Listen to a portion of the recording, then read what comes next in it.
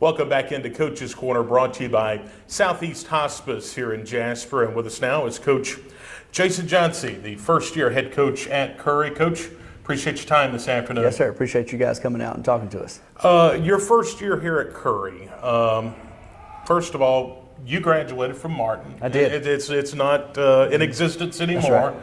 But it may show your age a little bit. It does. Yeah. Just today in practice, we had some kids. We were looking at the All-State guys up on the board on the wall at a break during practice, and they were looking at ages, and they go, "Oh, 2000. That's about when you graduated, right, Coach?" I go, "No, I'm a tad earlier than that. Tad earlier." But you graduated from Martin, so you know the area. But we'll get into your experience coming up in a bit. But what does it mean to be here at Curry and be home, I guess, in the county? Yeah, and I'm 9-10 minutes from the school. Yeah. And that's big. That's whenever people are looking at jobs and all that, that's really underrated. Being close to where, if for some reason we have access to the gym and kids want to come up and shoot, you can immediately come up here and 10 or 12 minutes later, you're in the gym and they're getting shots up and getting better. The area is, we've got a lot of really good coaches here in the county. Garrett does a great job at Carbon Hill, Derek down at Oatman, Nathan over at Cordova, and BB's been at Door forever, and he does a great job with those guys too. And so our county schools are just flooded with great coaches, and we're all friendly with each other. We love to get talk basketball when we see each other at tournaments or play games and everything. So it's a nice camaraderie between the coaches here in the county that makes it kind of special to kind of be back home.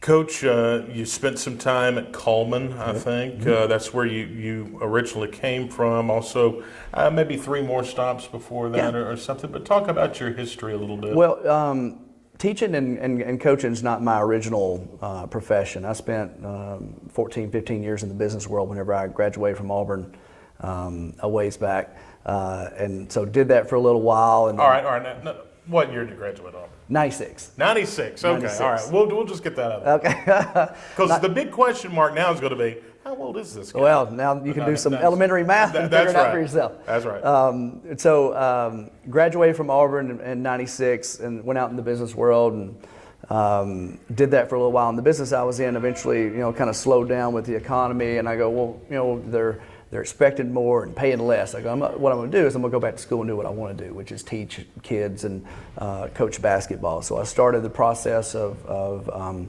using my economics degree to go into social science and got a master's degree in education that would allow me to get my teaching certificate and to teach and coach. And I did that while working full time.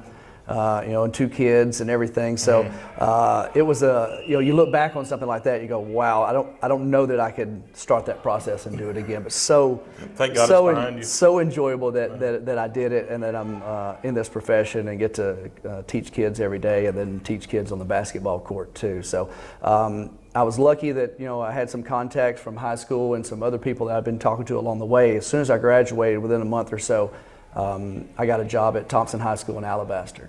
And so I'd lived in Shelby County for a handful of 15 or so years, 16 years since I graduated from Auburn. And so that was right in my area. I lived in Alabaster and eventually moved over to living in Helena, right next door. Worked there for 4 years under Kara Crossland, who's now the AD at Shelton State on the girls' side. Sure. And then Josh Golden, he was our boys' coach for 3 of those years. The last 3 years we were there together. And then now he's the boys' coach at Mortimer Jordan. Okay. From there, I went and worked for 2 years at Helena High School. I lived in Helena. My children were going to school there. Worked under Chris Latch, who's a head boys' coach at Spain Park. He was at Briarwood for a number of years, 12 or 13 years or so. Came over, started the program at Helena whenever they created that school. And he had been there a couple of years before I joined the staff and was there for 2 years.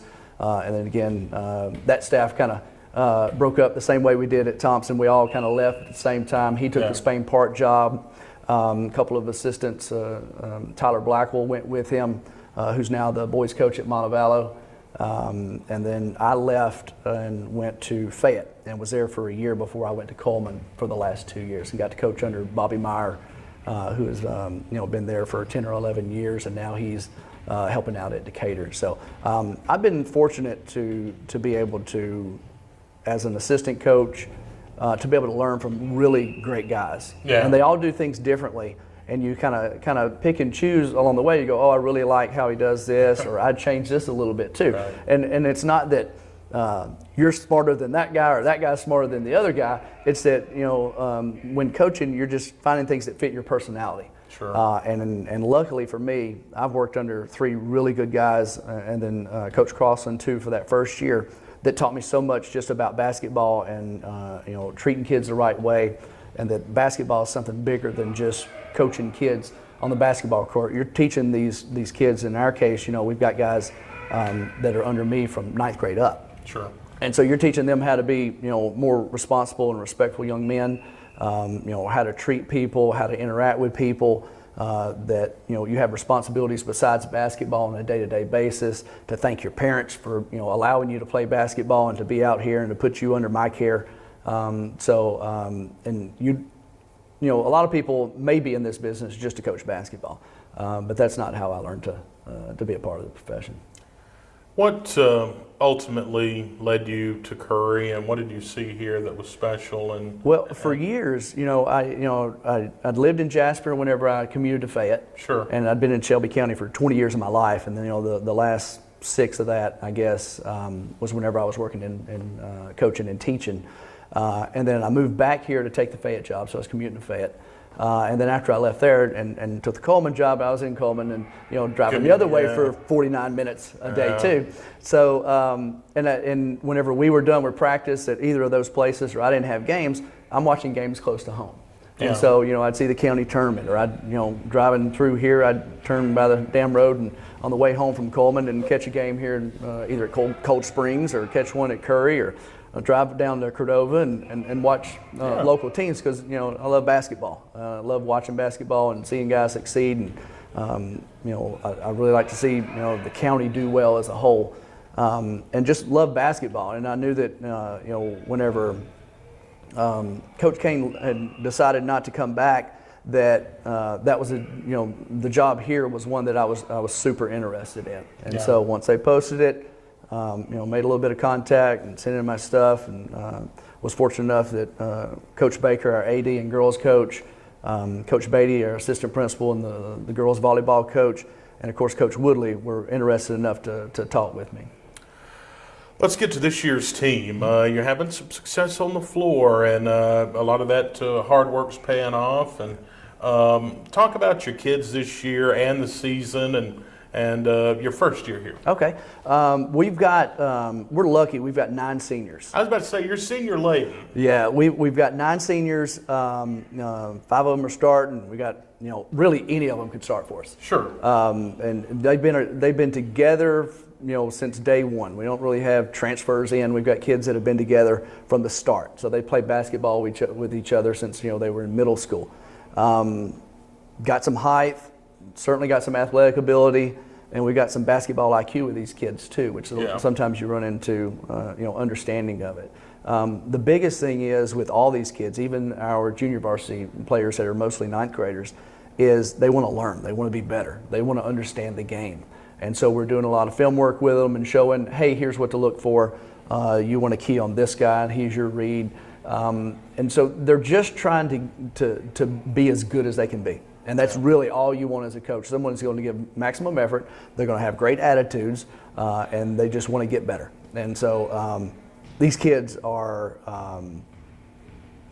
really a godsend for me as a coach, because you go to a lot of places and you're people, well, I had to suspend this kid for that. You had to worried about this kid, or this kid's failing out. We don't have that here. We've got kids that you don't have to fall asleep at night wondering if you're going to get a call about some kid in trouble. These are great kids, and they work so hard for me in practice, and they listen, and they're focused, and when I'm just feeding them. And so, our season started off really well. Season started off really well. We started with Fayette here, beat them by 8 or so to start the season. The following week we went to Dora, played really great defensively. That game won by 10 or 12. I don't remember what the final margin was. And then we went to Hansville for the Thanksgiving tournament.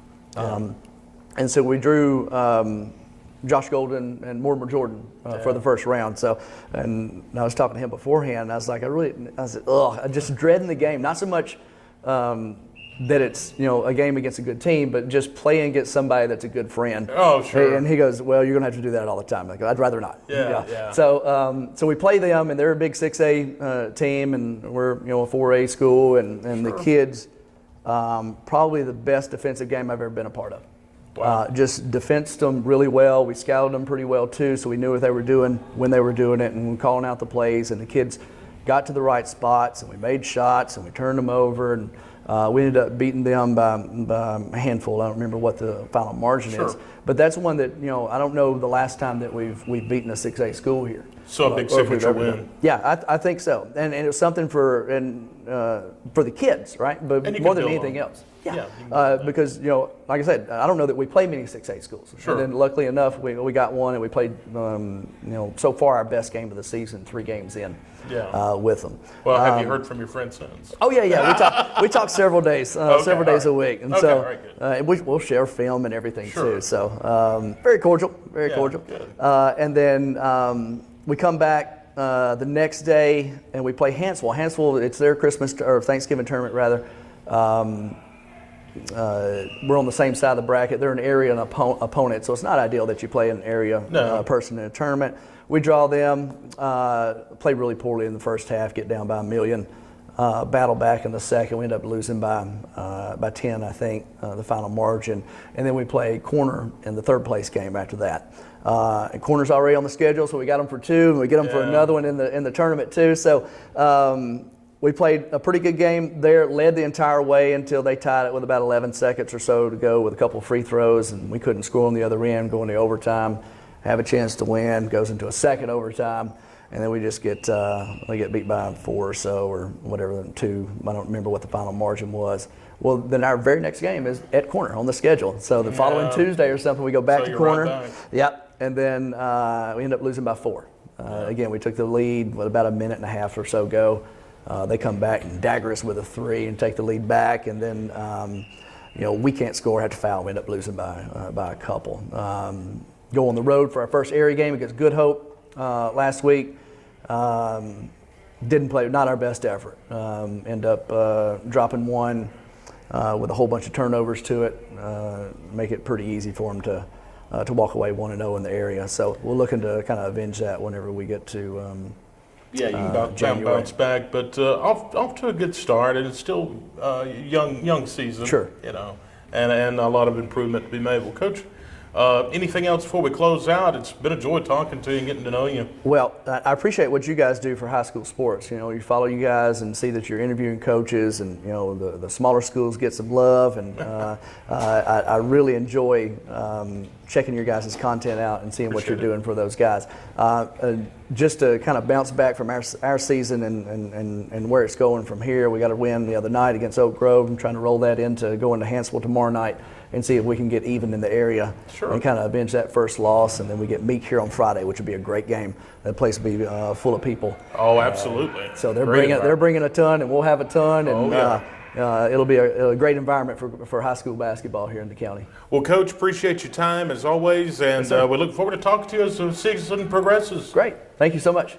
That is Coach Johnsey here on Coach's Corner.